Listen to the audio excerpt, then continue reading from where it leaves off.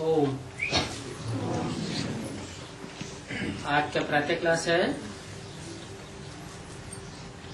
16 जुलाई 1968। मीठे मीठे रूहानी बच्चों प्रति रूहानी बात समझा रहे हैं। समझाने वाला भी रूहानी बाप और समझने वाले बच्चे भी रूहानी है। रूहानियत की स्टेज में जो होते हैं उनकी खास पहचान क्या बताई?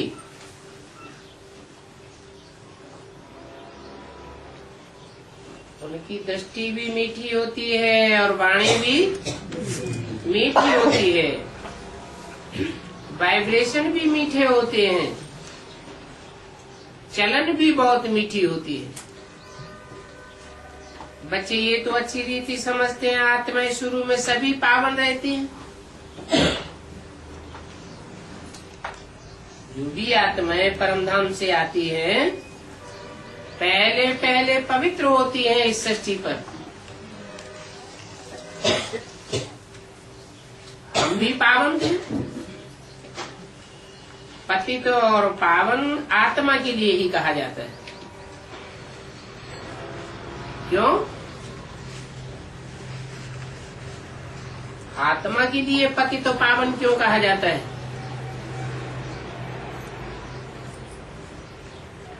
परम पिता के लिए नहीं कहा जाता। तो सदैव एवर प्योर है ही है। और जड़ तत्वों के लिए भी पतित पावन नहीं कहा जाता। आत्मा पावन है तो सुख है।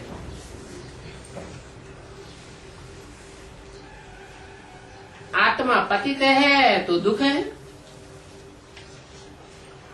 बुद्धि में आता है हम पावन बनेंगे तो पावन दुनिया के मालिक बनेंगे।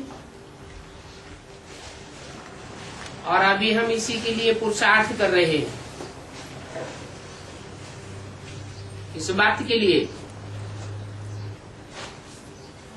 पावन दुनिया में सुख शांति की प्राप्ति के साथ पावन दुनिया के मालिक बनने के लिए, क्योंकि वहाँ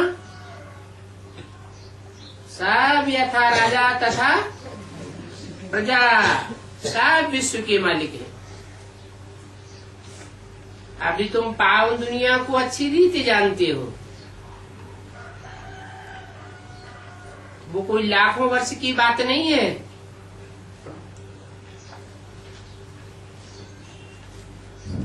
तुम जानते हो 5000 वर्ष पहले पावन दुनिया थी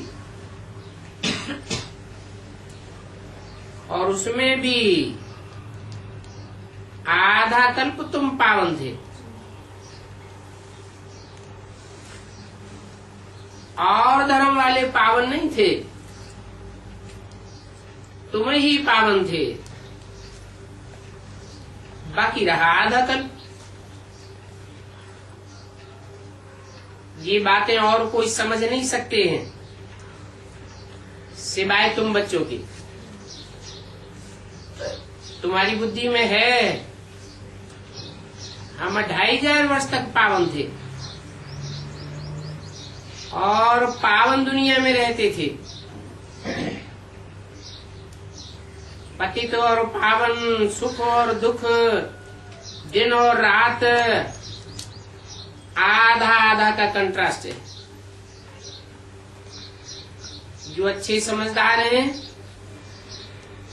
जिन्होंने बहुत भक्ति की है, वो इस ज्ञान को अच्छी रीति समझेंगे।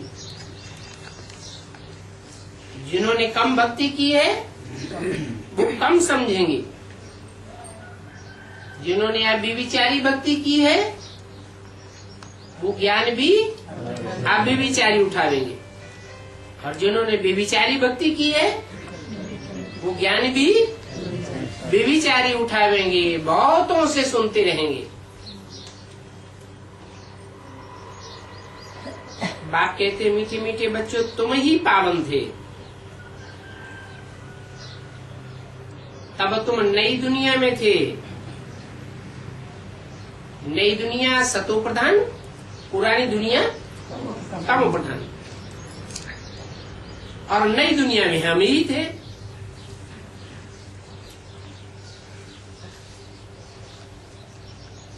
पुरानी दुनिया में तो हमारे अलावा और भी बहुत होते हैं।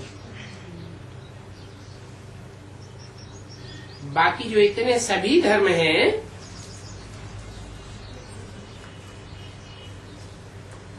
वो सब शांति धाम चले जाते हैं।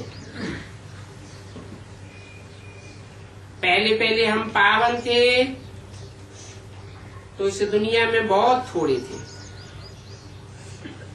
फिर नंबरवार मनुष्य षष्ठी वृद्धि को पाती रहती है।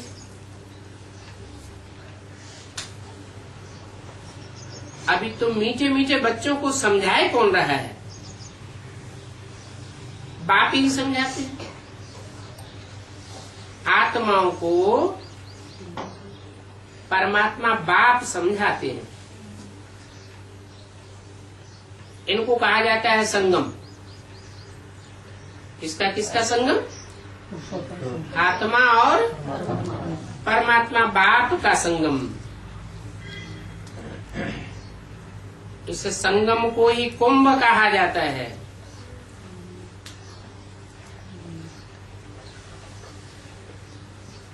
कुंभ माने ज्ञान कलश। मनुष्य इस संगम युग को बिल्कुल ही भूल गए हैं, जबकि तुम्हारा बुद्धि रूपी कलश, बुद्धि रूपी घड़ा ज्ञान से भरपूर हो जाता है। बाबा ने समझाया है 4 युग होते हैं, फिर 4.5 व 4.25 कहेंगे, क्योंकि ये है छोटा सा लीप संगम युग, जिसकी आयु बहुत छोटी है। जैसे बाप समझाते हैं ब्रह्मा की आयु 100 वर्ष, और मैं इनकी 100 वर्ष की अवस्था में प्रवेश नहीं करता हूँ। कब करता हूँ? इनकी वानप्रस्थ अवस्था में प्रवेश करता हूँ।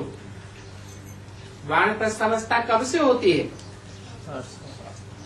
60 साल के बाद वानप्रस्थ अवस्था होती है। कहते भी है 60 तो लगी लाठ। ज्ञान की लाठी कब लगती है? जब 60 वर्ष की उम्र होती है, अर्थात दुनियादारी से बुद्धि खिसकने लगती है। बहुत जन्मों के अंत के भी अंत में मैं आता हूँ। बहुत जन्म कितने होते हैं? 84 जन्म होते हैं, और 84वें जन्म के अंत को क्या कहें?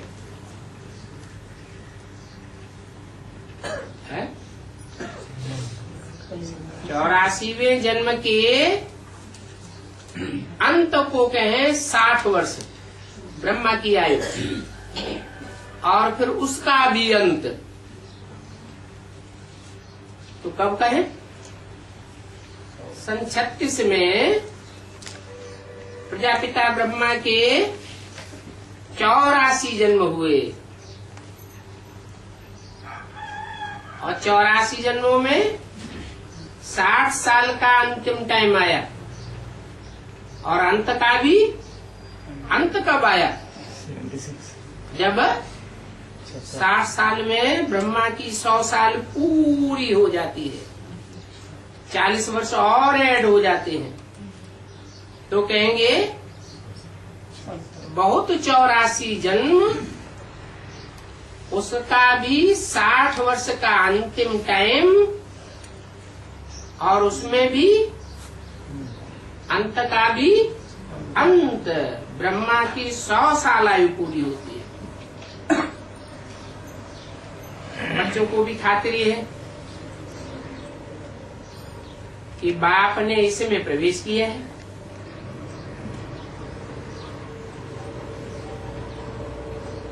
इनकी बायोग्राफी भी सुनाते हैं।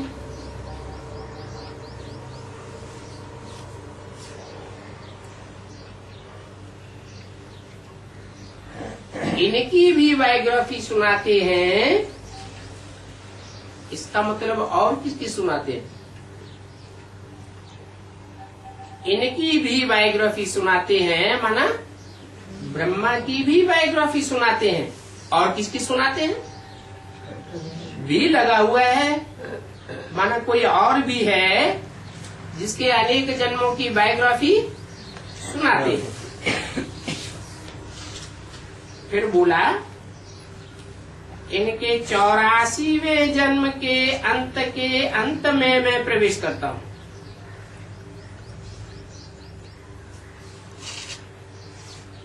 मैं तुम आत्माओं से बात करता हूं,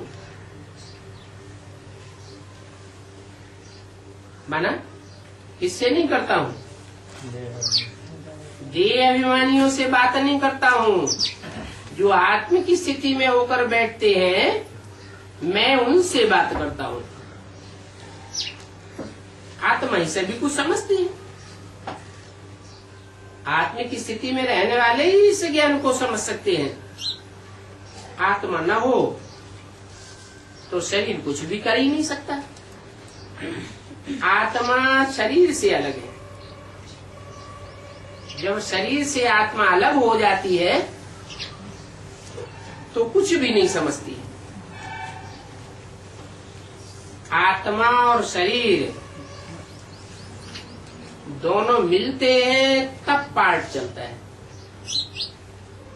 अकेली आत्मा का भी रंगमंच पर पार्ट नहीं चल सकता, और इस दुनिया के रंगमंच पर अकेले शरीर का भी पार्ट नहीं चल सकता। उनको जीवात्मा कहा जाता है। आत्मा और शरीर दोनों के मेल को जीवात्मा कहा जाता है। पवित्र जीवात्मा, फिर पतित जीवात्मा। आत्मा पतित तो शरीर भी पतित होता है। तुम बच्चों की बुद्धि में है, सतयुग में बहुत थोड़े देवी देवताएं थे। क्यों है? कलयुग में इतने ढेर के ढेर मनुष्य क्यों होते हैं, और सतयुग में इतने थोड़े देवी देवताएं क्यों थे?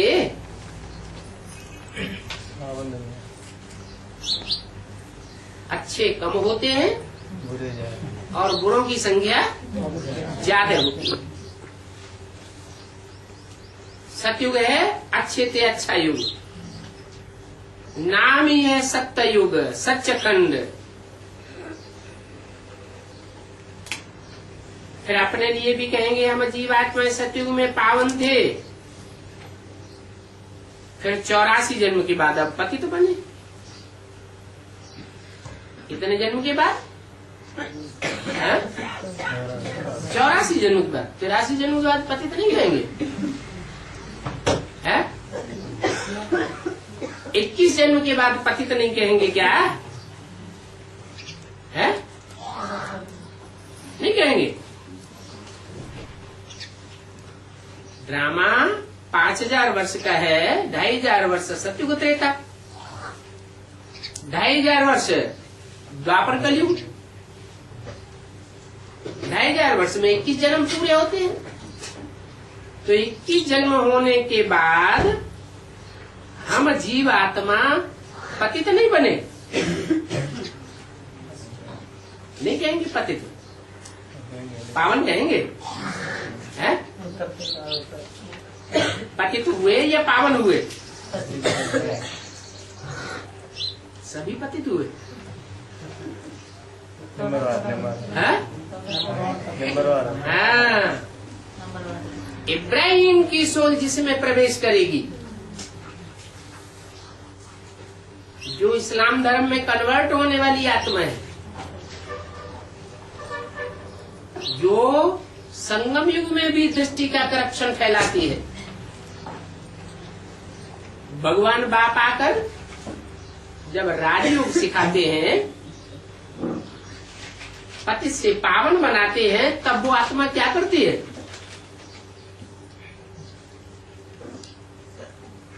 जो भगवान बाप से पतित से पावन बनते हैं, बाप का संग लेकर, उनको भी क्या करती है? पावन से पतित बना देती। तो उल्टा काम हुआ ना। तो ऐसी आत्माएं जो संगम युग में इतने अति विचार की शूटिंग करती है, वो द्वापर युग से बहुत पतित बन जाती है। हमारे लिए नहीं कहेंगे कि वो द्वापर युग से पतित हो गए। सब धर्म के पतित हो जाते हैं द्वापर से। इस्लाम धर्म की आत्माएं जिनमें बहुत विचार होता है, भगवान बाप आते हैं तो भी विचार को छोड़ते नहीं। स्थूल कर्मेंद्रियों के विचार को छोड़ देंगे तो ज्ञानेंद्रियों के विचार में रमण कर जाते हैं। तो ऐसी आत्माओं का पतन तेजी से होता है या धीमी गति से होता है? द्वापर कलयुग के 21 जन्मों में ही उन आत्माओं का पतन हो जाता है। इसलिए हम सूर्यवंशी बच्चों के लिए नहीं कहेंगे कि हम 21 जन्म के बाद क्या हो जाते हैं? पतित हो जाते हैं। सूर्यवंशियों में भी कैटेगरीज है। कोई बहुत ऊंची कोटि के हैं, जैसे अष्टदेव, तो कितने जन्मों के बाद पतित बनते हैं? जो अष्टदेव हैं, जो धर्मराज की सजाएं नहीं खाते हैं, वो कितने जन्मों के बाद पतित कहें? 84 जन्म जब पूरे होते हैं, होने को होते हैं, तब अंतिम 84वें जन्म में जाकर के वो पतित बनते हैं। बाप का साथ छोड़ देते हैं और नीचे धर्मों के प्रभाव में आ जाते हैं। तो पतित से पावन, पावन से पतित, ये चक्र सबका फिरता रहता है।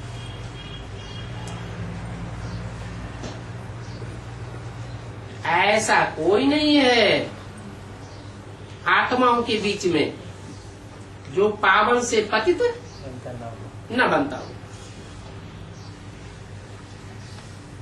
और हम ये भी जानते हैं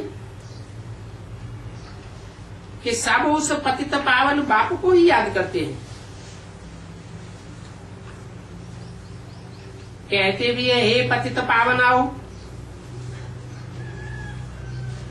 बच्चे जानते हैं हम जो पतित बन गए हैं उनको फिर बाप आकर पावन बनाते हैं। हर 5000 वर्ष बाद बाबा एक ही बार आते हैं और आकर के स्वर्ग की स्थापना करते हैं, नरक का विनाश कराते हैं। बाप की सेवाएं और करेगा कौन? है? कोई नहीं कर सकता है? बाप के सिवाय और कोई बड़ी बड़ी हस्तियां हैं दुनिया में, कोई स्वर्ग की स्थापना नहीं कर सकती। क्यों? क्यों नहीं कर सकती? कारण क्या है? अरे कोई कारण तो होगा, है? किस बात की ताकत नहीं? अरे बाप ने तो 9 लाख आत्माओं का ही स्वर्ग स्थापन किया, राज्य स्थापन किया। वो धर्म पिताएं तो 200 करोड़ ईसाइयों को अपना फॉलोअर बना लेते हैं, तो उनमें ताकत नहीं है। सारे देवताओं को, जो 33 करोड़ देवता हैं, सबको कन्वर्ट करके देवता से क्या बना देते हैं? राक्षस बनाए देते हैं। तो उनमें ताकत नहीं है, ताकत तो उनमें भी है। लेकिन और जो आत्माएं हैं उनमें कोई भी आत्मा ऐसी नहीं है जो सदैव स्वयं स्थिति में स्थित रहने वाली हो।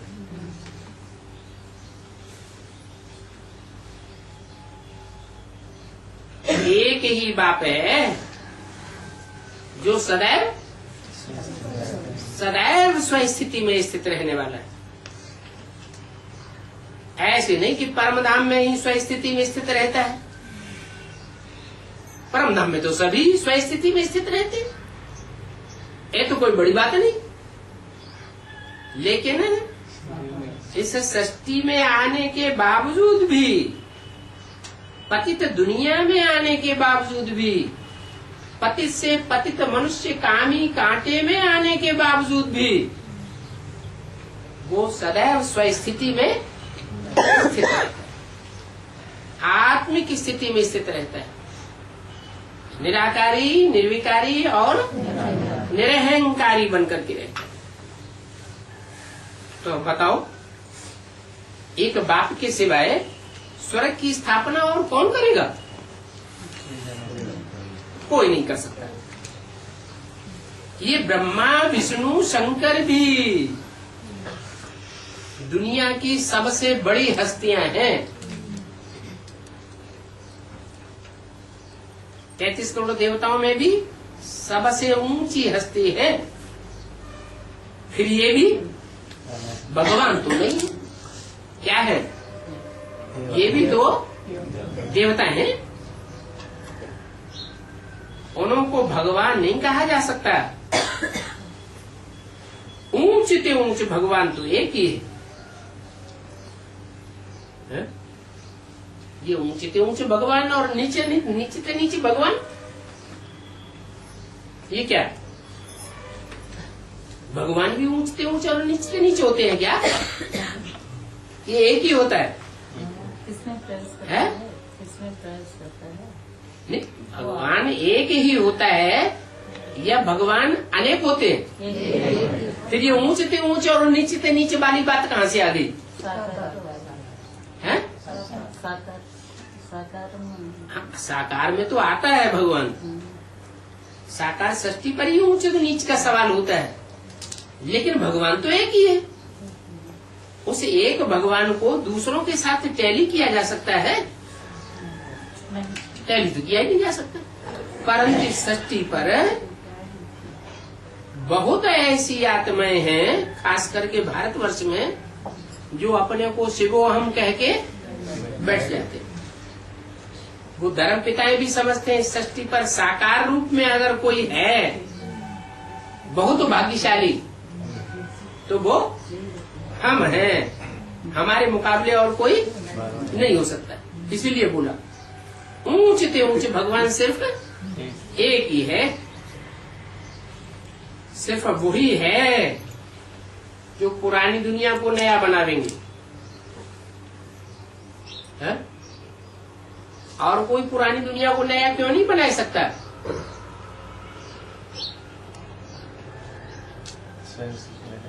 क्योंकि सब नए से पुराने बनते हैं। क्या ऐसी एक भी आत्मा नहीं है जो नएपन को त्याग करके पुरानापन धारण न करती है? और वो सदैव नया ही नया है, नवीन ही नवीन है। वो कभी पुराना तमो प्रधान होता ही नहीं। तो देखो, नई दुनिया पुरानी दुनिया कहा तो जाता है ना। नई को पुरानी कौन बनाते हैं वो भी समझाया है, बाप ने ही समझाया है। पुरानी बनाते हैं 5 विकारों रूपी रावण। ऐसे भी नहीं रावण की कोई पूजा करते हैं, नहीं। क्यों? रावण की कोई पूजा क्यों नहीं करते हैं? दुख देते हैं, हैं? सुख देने वाला नहीं है। पूजा उसकी की जाती है जिसमें प्योरिटी हो, अब व्यभिचारी पने का गुण हो। जो व्यभिचारी है वो तो खुद भी पतित बनता है और दूसरों को भी पतित बनाता है। तो रावण की पूजा नहीं हो सकती। देवी देवताओं की तो पूजा होती है, भगवान की भी पूजा होती है। दशहरे के दिन रावण को जलाते हैं, है? उस दिन का नाम क्या रख दिया? दशहरा। क्यों दशहरा नाम क्यों रख दिया? 9 हरा 8 हरा 2 हरा नाम क्यों नहीं रख दिया? दशहरा नाम क्यों रखा है? क्योंकि जो भी दुनिया में मुख्य मुख्य 10 धर्म हैं, उन 10 धर्मों के स्थापन करने वाले जो भी मुख्य मुख्य साकार 10 धर्म पिताएं हैं, वो सब रावण बन जाते हैं। रावण माने रुलाने वाले, दुखदाई बन जाते हैं।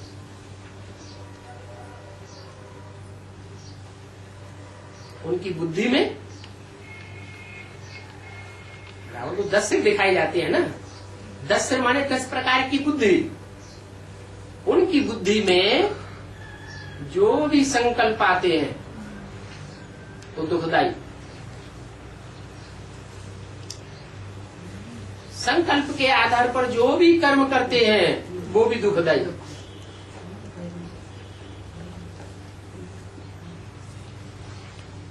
दृष्टि मात्र से भी दुख देते हैं।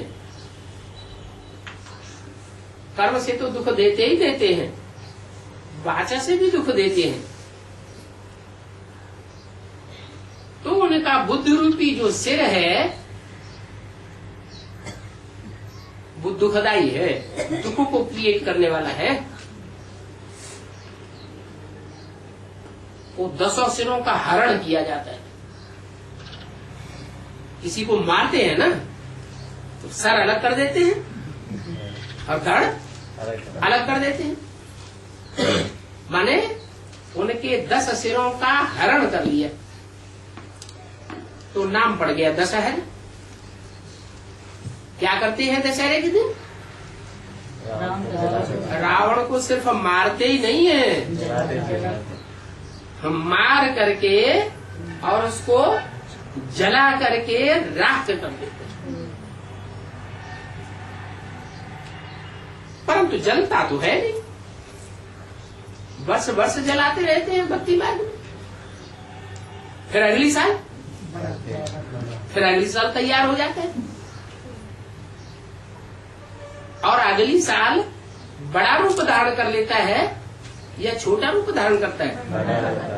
बड़ा रूप धारण करता है कहाँ की यादगार? कैसे? संगम युग में ब्राह्मणों की दुनिया में, रावण ब्राह्मण था ना, ब्राह्मणों की दुनिया में ही संगम युग में ऐसे ऐसे ब्राह्मणों का हुजूम है जो भगवान बाप आकर ज्ञान देते हैं तो भी भक्ति मार्ग की टंट घंट को छोड़ते नहीं। भक्ति मार्ग की क्रियाओं को अपनाते ही रहते हैं। भक्ति से दुर्गति होती है, अपनी भी दुर्गति करते हैं और औरों को भी दुर्गति करते हैं।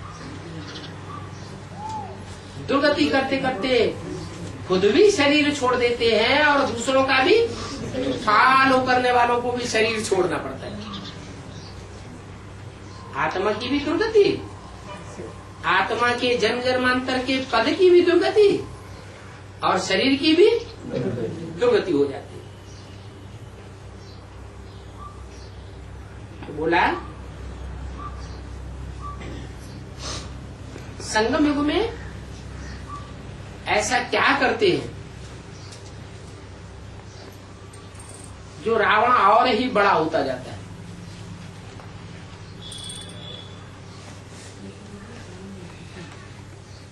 पहले भक्ति मार्ग का कम विस्तार होता है ब्राह्मणों की दुनिया में, और बाद में हर वर्ष भक्ति का विस्तार बढ़ता जाता है।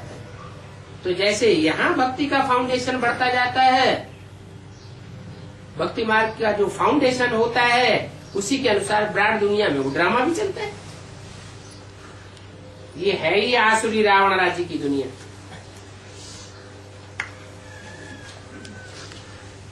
रावण को जला सकते हैं, शिव को तो जला नहीं सकते। क्यों? रावण को जला सकते हैं, शिव को नहीं जला सकते हैं। इसका कारण क्या? रावण है देह अभिमानी, देह 5 तत्वों का पुतला है, और शिव तो आत्मा अभिमानी। मुकर्रर रथ में प्रवेश करने के बाद उस मुकर्रर रथ के पुरुषार्थ को भी इतना ऊंचा चढ़ा देता है कि वो भी बाप समान स्टेज को धारण कर लेता है, निराकारी, निर्विकारी, निरहंकारी बन जाता है। तो देवान को जलाने की बात नहीं रहती। रावण को जलाते हैं क्योंकि रावण ही देह अभिमानी है। मनुष्य को जलाया जाता है।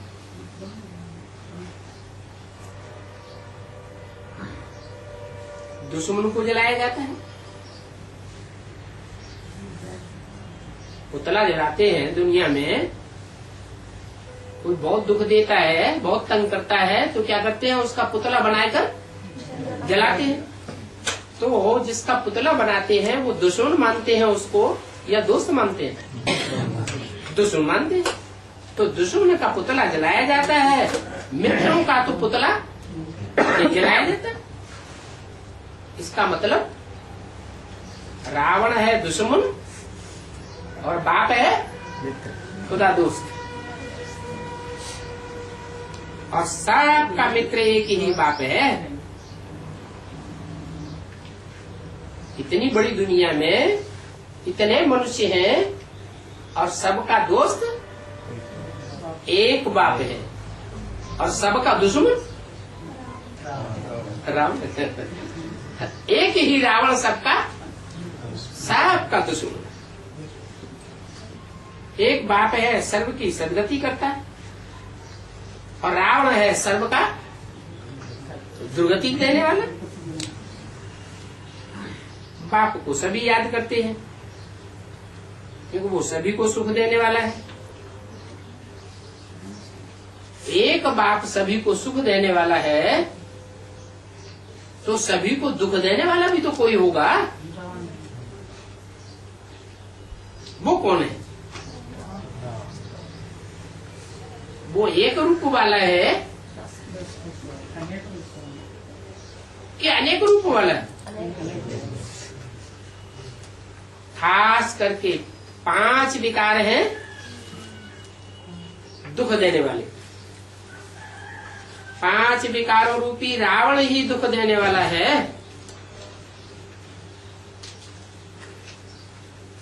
पांच तत्व दुख देने वाले नहीं होते हैं? होते हैं नहीं? फिर 5 विकारों को ही दुख देने वाला क्यों कहा है? जो 5 जड़ तत्व हैं उनमें बुद्धि नहीं होती है, और जो मनुष्य विकारी होते हैं 5 विकारों से अभिभूत हो जाते हैं, भरपूर हो जाते हैं, वो दुखदायी होते हैं। तो चैतन्य सुख दुख देता है या जड़ सुख दुख देता है? चैतन्य सुख दुख देने का निमित्त बनता है, और चैतन्य के आधार पर जड़ प्रकृति का परिवर्तन बाहर होता है। तो आधा कल्प है रावण राज्य, आधा कल्प राम राज्य। पूरा आधा आधा होता है बराबर, फिर उस बराबर का भी आधा, आधा का क्वार्टर। स्वास्तिका बनाते हैं ना, उस स्वास्तिका की पूजा भी करते हैं।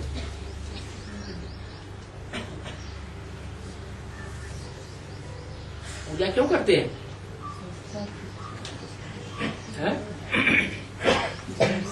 अरे जो स्वास्तिका बनाते हैं, 4 हिस्से कर देते हैं, उसकी पूजा क्यों करते हैं? पूजा पवित्रता की होती है या जड़त्व की होती है? तो स्वास्तिका की पूजा क्यों करते हैं?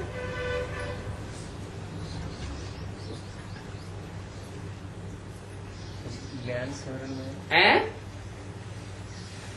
उसका भी अर्थ बाप समझाते हैं कि 4 हिस्सों में पूरे पूरे जो 4 हिस्से किए जाते हैं,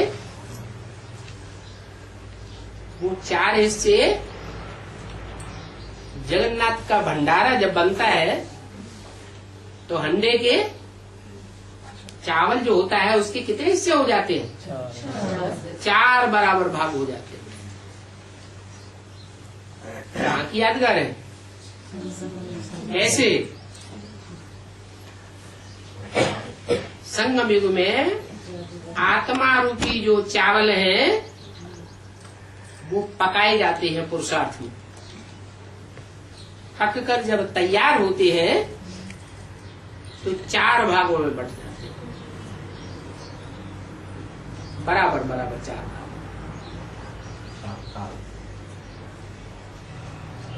कितनी आत्माएं हैं?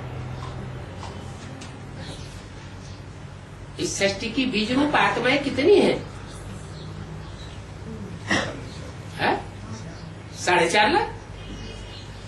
वो 4.5 लाख आत्माएं ही ऐसी हैं जिनका शरीर रूपी छिलका, देहभान का छिलका पूरा पूरा उतर जाता है और वो 4 भागों में बट जाती है। देवता, क्षत्रिय, वैश्य और शूद्र। तो पूरा चौथा हिस्सा होता है, जरा भी कम जास्ती नहीं। ये ड्रामा बड़ा एक्यूरेट है और इस एक्यूरेट ड्रामा से कोई निकल जावे ये हो नहीं सकता कि बहुत दुखी है तो ड्रामा से निकल जावे हमेशा के लिए। कोई समझते हैं कि हम जाकर के ज्योति ज्योति में समा जाए, अथवा तो हम ब्रह्म में लीन हो जावे। परंतु न तो कोई ब्रह्म में लीन हो सकता सदाकाल के लिए और न ज्योति ज्योति में समाय सकता है। अनेक प्रकार की क्या क्या ख्याल आते चलाते रहते हैं भक्ति मार्ग में, और प्रयत्न भी पुरुषार्थ भी अनेक प्रकार के करते हैं। सन्यासी शरीर छोड़ेंगे तो ऐसे कब नहीं कहेंगे कि सन्यासी स्वर्ग पधार। क्यों सन्यासी ऐसे क्यों नहीं कहते कि सन्यासी स्वर्ग पधारा? क्या कहेंगे? है? निर्वाण धाम को, निर्वाण को प्राप्त हुआ, वाणी से परे चला गया, स्वर्ग में गया, ऐसे क्यों नहीं कहते? स्वर्ग को मानते हैं नहीं, फाउंडेशन पड़ता है संगम युग में। जो आत्माएं बीज रूप आत्माएं संन्यास धर्म की है, वो संन्यास धर्म की आत्माएं पूरी पूरी पावन नहीं बनती, पूरी पावन नहीं बनती है तो डायरेक्ट स्वर्ग में जा सकती है क्या? स्वर्ग में जा ही नहीं सकती। डायरेक्ट स्वर्ग में जाने वाले फिर कैसे कितने होंगे? नहीं, 50,000। कितने शालिग्राम है जब रुद्र यज्ञ रचते हैं 1 लाख। तो वो शालिग्राम उतने जरूर बनाने पड़ते हैं। 1 लाख शालिग्राम। उसके 4 गुने कितने हुए हैं? 4 लाख। वो 4-4.5 लाख आत्माएं बीज रूप आत्माएं हैं। उनके 4 हिस्से हैं। आधे ऐसे हैं जो प्रवृत्ति मार्ग के पक्के हैं और आधे ऐसे हैं जो निवृत्ति मार्ग वाले हैं। तो जो द्वापर युग से देवी देवता सनातन धर्म की बीज रूप आत्माएं उतरेंगी परम धाम से,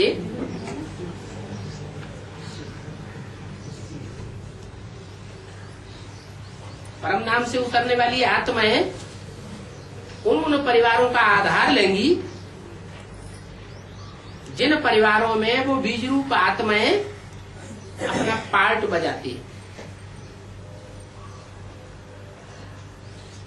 तो वो प्रवृत्ति मार्ग को पकड़ेंगी क्या?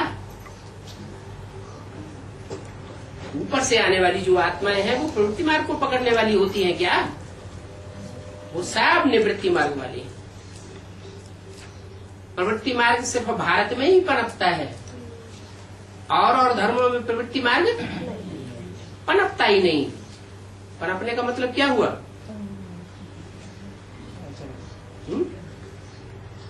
पनपने का मतलब हुआ कि आदि से अंत तक दूसरी तीसरी चौथी शादी किए बगैर कोई रहता ही नहीं। एक देवी देवता सनातन धर्म में ये मान्यता है कि मर्यादा पुरुषोत्तम वृत्ति सूर्यवंशियों की मानी गई। तो सन्यासी जब शरीर छोड़ते हैं तो कब नहीं कहेंगे स्वर्ग में पधारा। तुम देवताएं जो प्रवृत्ति मार्ग वाले हो वो स्वर्ग में पधारते हो। कितने हैं जो स्वर्ग में जावेंगे? है ऐसे कितने हैं जो कहेंगे कि स्वर्ग में जावेंगे, बाकी स्वर्ग में नहीं जावेंगे? माने देवी देवता सनातन धर्म के जो पक्के होंगे सूर्यवंशी चंद्रवंशी वो ही स्वर्ग में जावेंगे, दूसरे स्वर्ग में जीते जी नहीं जावेंगे। आत्माओं को स्वर्ग याद है।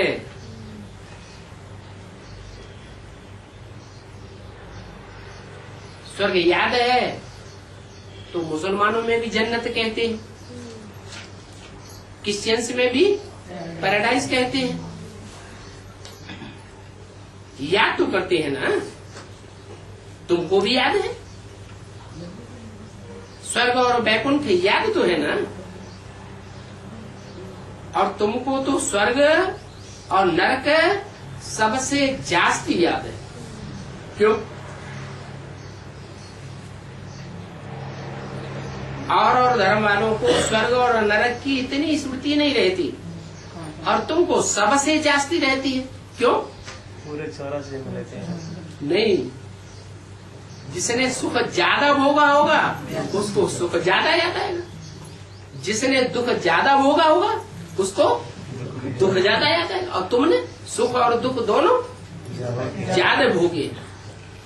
तुम दुखी भी सबसे जास्ती होते हो तो सुखी भी सबसे जास्ती होती, तो तुमको न दुख भूलता है और न सुख भूलता है। स्वर्ग और नरक दोनों की हिस्ट्री ज्योग्राफी तुमको सबसे जास्ती याद रहती है और कोई नहीं है, माना और कोई धर्म वाला नहीं है जिसको पता हो। 16 जुलाई 1968 की वाणी का दूसरा पेज। पहले तुमको भी पता नहीं था इस बात का है, स्वर्ग और नरक की ज्योग्राफी का। इस दुनिया में, दुनिया के रंगमंच पर सबसे जास्ती दुख और सबसे जास्ती सुख हम भोगते हैं, तुमको भी पता नहीं।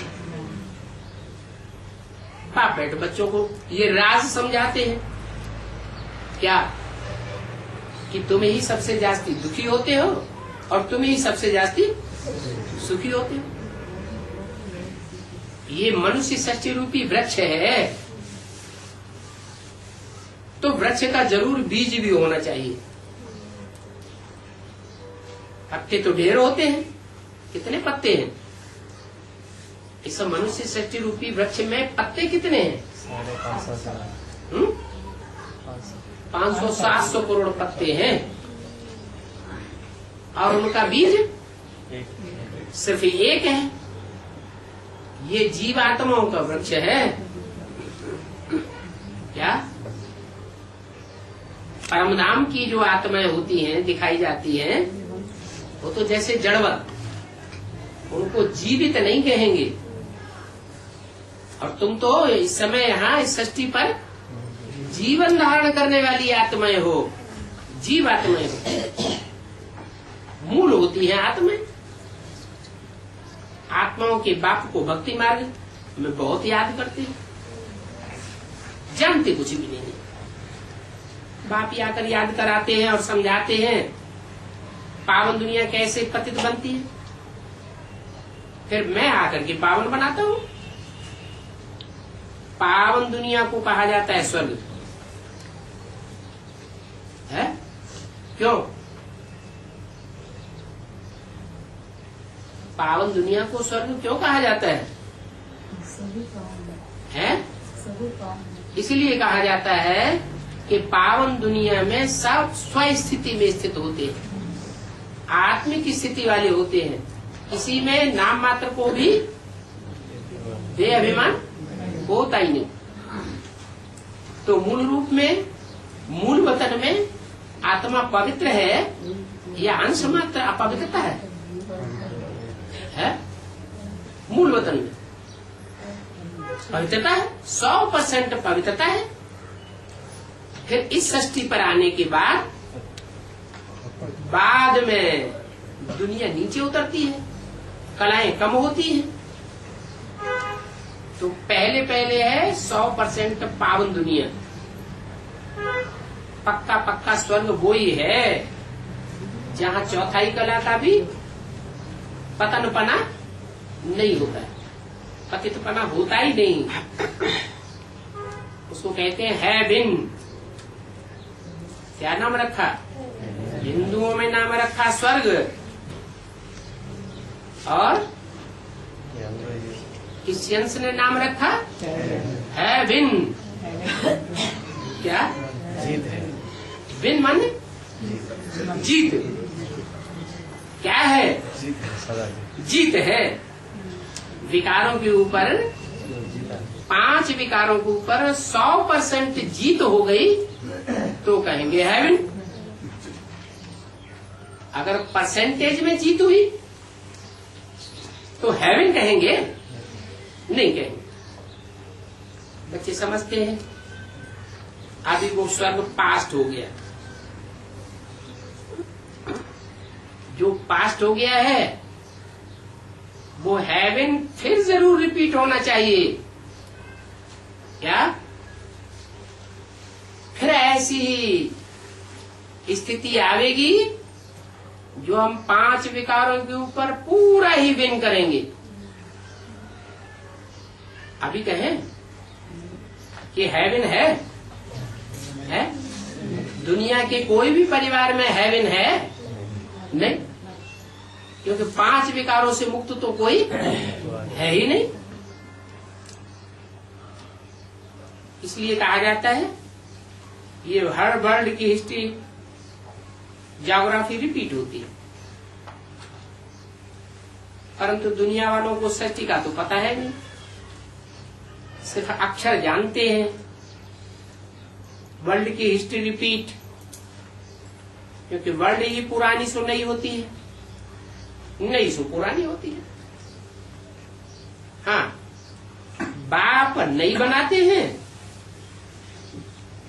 फिर पुरानी हो जाती है। रिपीट होना ही माने ड्रामा रिपीट। तो ये ड्रामा अक्षर बहुत शोभनीक है, कल्याणकारी है। जैसे बाप कल्याणकारी, वैसे ड्रामा भी कल्याणकारी है। हाथ उठवाएं, अगर हाथ उठवाएं और पूछें ड्रामा कल्याणकारी है तो कितने लोग हाथ उठाएंगे? है? सब हाथ उठावेंगे कि ड्रामा कल्याणकारी है, या कोई उठावेंगे कोई नहीं उठावेंगे? है? सब हाथ उठावेंगे। है? अरे ड्रामा कल्याण अभी ज्ञान में चलने वालों की बात है। जो ज्ञान में चलने वाले हैं वो सब इस बात पर हाथ उठावेंगे, मानेंगे इस बात को कि ड्रामा कल्याणकारी है? क्यों नहीं उठावेंगे? अगर ड्रामा कल्याणकारी है तो शिव बाबा भी कल्याणकारी है, शिव कल्याणकारी है तो ड्रामा भी कल्याणकारी है। तो हाथ क्यों नहीं उठावेंगे? ड्रामा कल्याणकारी है। बाप के ऊपर निश्चय नहीं। हाँ, बाप के ऊपर भी निश्चय नहीं है, और फिर ड्रामा के ऊपर भी निश्चय नहीं है, और बाप के ज्ञान के ऊपर भी निश्चय नहीं है। बाप के ज्ञान के ऊपर अगर पूरा निश्चय हो जाए तो समझ जाए कि ड्रामा में जो कुछ हो रहा है, अच्छा ही हो रहा है। मान लो शरीर में कैंसर फैल गया, दर्द से शरीर छटपटा रहा है, और कोई कहे ड्रामा बहुत कल्याणकारी है, तो पक्का आत्मा अभिमानी होगा तो कहेगा ठीक कहते हैं, और थोड़ा भी देह अभिमानी होगा तो नाराज हो जाएगा। तो ये ड्रामा अक्षर बहुत शोभनीय है, बहुत कल्याणकारी है। ये सच्ची का चक्र फिरता ही रहता है, और हु बहु फिरता है। नाटक को हु बहु नहीं कहा जाता है, क्योंकि नाटक तो बीच में बंद भी हो जाता है। कोई बीमार हो पड़ते हैं तो छुट्टी ले लेते हैं, क्या? कोई बीमार हो जाए तो छुट्टी लेते हैं, उनको फिर ड्रामा नहीं कहेंगे। ड्रामा खेलते खेलते ड्रामा में अगर कोई बीमार हो गया, मान लो हीरो पार्टधारी है और अचानक ड्रामा खेलते खेलते उसको कॉलरा हो गया, छुट्टी लेके घर चला गया, दूसरा हीरो एक्टर आया तो फिर उसको ड्रामा कहेंगे? है? नहीं कहेंगे। तो नाटक तो बीच बीच में बंद होता है। ड्रामा का कोई हिंदी अक्षर भी होगा तो तुम बच्चों की बुद्धि में है हम पूज्य देवी देवताएं थे, फिर अब पुजारी बने हैं। कल तो हम ही पूजा करते थे, आज हम पूजा नहीं करते हैं। कल करते थे, आज नहीं करते हैं। एक ही बाप आकर तुमको पावन बनाते हैं। पुजारी से पूज्य बनाते हैं। तुम्हारी बुद्धि में जितना जितना ज्ञान बैठता जाता है उतना तुम पूजा आदि के कंठ घंट से छूट जाते। तुमको अभी निश्चय है कि हम ही पूज्य थे, फिर बाप हमको पूज्य बनाने आए। पति से पावन बनने की युक्ति वही बाप बताते हैं जो 5-4 वर्ष पहले बुद्धि बताई थी, अभी फिर बताते हैं। सिर्फ कहते हैं ये बच्चों मुझ बाप को याद करो। है? एक ही युक्ति क्यों बताते हैं? और युक्तियां भी बता दें। पति से पावन बनने की सिर्फ एक ही युक्ति क्यों बताते हैं? क्या बताते हैं? मुझ बाप को याद करो। दूसरी युक्ति क्यों नहीं बताते?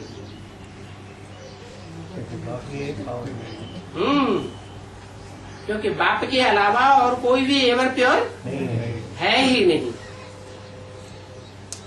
फिर तुम भूल जाते हो, क्योंकि बाप के सिवाय जो भी देहधारी है वो सब दुर्गति में जाते हैं। खुद भी दुर्गति में जाते हैं और दूसरों को भी दुर्गति में ले जाते हैं। बाप पहले पहले तो तुमको आत्माभिमानी बनाते हैं,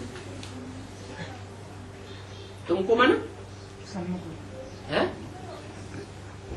तुमको किसको कहा है? माने क्लास में जितने बैठे हैं उनको है? बाप पहले पहले तुमको आत्माभिमानी बनाते हैं, तो तुमको किसको कहा? तुमको माने उस लिस्ट में कौन कौन है जो तुमको की लिस्ट में आए है? जो पहले पहले आत्माभिमानी बनते हैं 8। हाँ, पति से पावन बनाने वाला एक ही बाप है। वो बाप ही सबकी सदगति करते हैं, बाकी जो भी देहधारी है वो दुर्गति को पहुंचाते हैं। पहले पहले ये सबक देते हैं कि तुम बच्चे अपन को आत्मा समझो, और फिर परम पिता परमात्मा को याद करो। इतना तुमको याद कराता हूं। कितने साल हो गए याद कराते कराते हैं? इतना तुमको याद कराता हूं, फिर भी तुम भूल जाते। याद दिलाते दिलाते कितने साल हो गए? 70 साल से ऊपर हो गए। फिर भी हम क्यों भूल जाते हैं? भूलते ही रहेंगे। जब तक ड्रामा का अंत आवेगा तब तक भूलते ही रहेंगे। अंत में जब विनाश का समय होगा तब पढ़ाई पूरी होगी। और जब पढ़ाई पूरी होगी तो जिसकी जिसकी पढ़ाई पूरी होती जाएगी वो देवान छोड़ के जाएंगे। ब्रह्मज्ञानी भी ऐसे ही कहते हैं, हम ब्रह्म में लीन हो जावे, इसलिए शरीर छोड़ना चाहते हैं। जैसे सर्प होता है, वो भी एक पुराना घर छोड़ देता है, दूसरा लेता है। तो बाप भी समझाते हैं, तुम जब बैठते हो अथवा चलते फिरते हो तो उस समय ये पुरानी देह की स्मृति नहीं होनी चाहिए।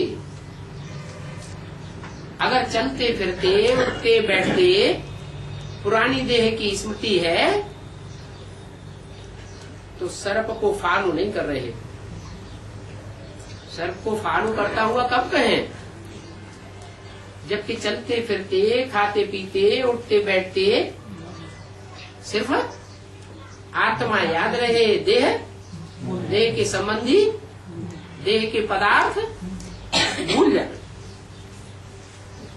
आगे तुमको कितना देह अभिमान था। अभी बाप कहते हैं आत्माभिमानी बनो। देह अभिमान में आने से तुमको 5 विकारों रूपी रावण पकड़ देते हैं।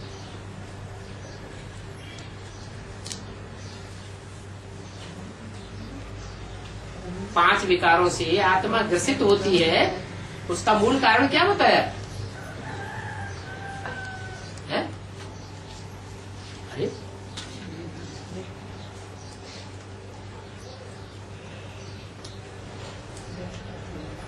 10 बच्चे हैं, उन 10 बच्चों का मूल कारण किसे कहें? है?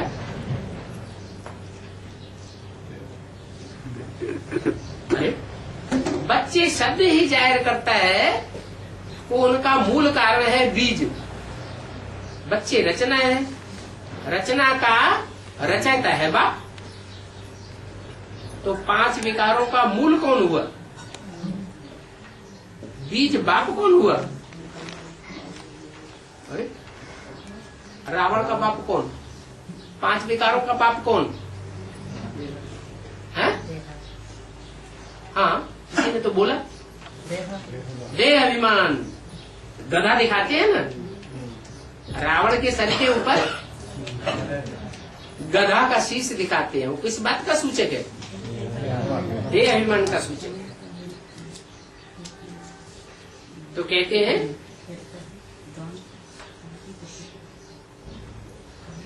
कि अब देही अभिमानी होकर के रहो। जब तुम आत्मा अभिमानी बनकर रहेंगे फिर तुमको कोई विकार नहीं पकड़ेंगे। इसलिए देही अभिमानी बनकर के बाप को बहुत प्यार से याद करना है। बहुत प्यार से क्यों याद करना है? अरे बाप को ही बहुत प्यार से क्यों याद करना है? किसी को बहुत प्यार क्यों करते हैं? अरे कोई को भी, चलो बाप की बात छोड़ दो, कोई को भी हम बहुत प्यार करते हैं तो क्यों करते हैं? प्राप्ति मिला है। हाँ, नहीं, उससे सुख मिला है तो याद करते हैं। रावण को कोई याद करता है? नहीं याद करता। तो सबसे जास्ती सुख कौन देता है? 84 जन्मों में तो सब दुखी दुख हुए, नीचे ही गिरते रहे, नीचे गिराने के कारण बने।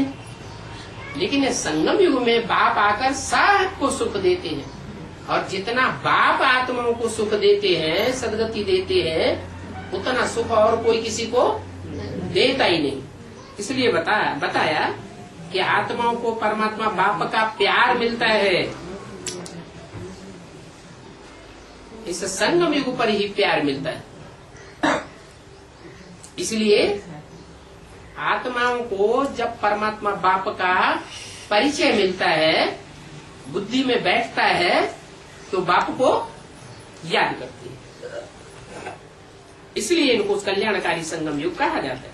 ओम शांति।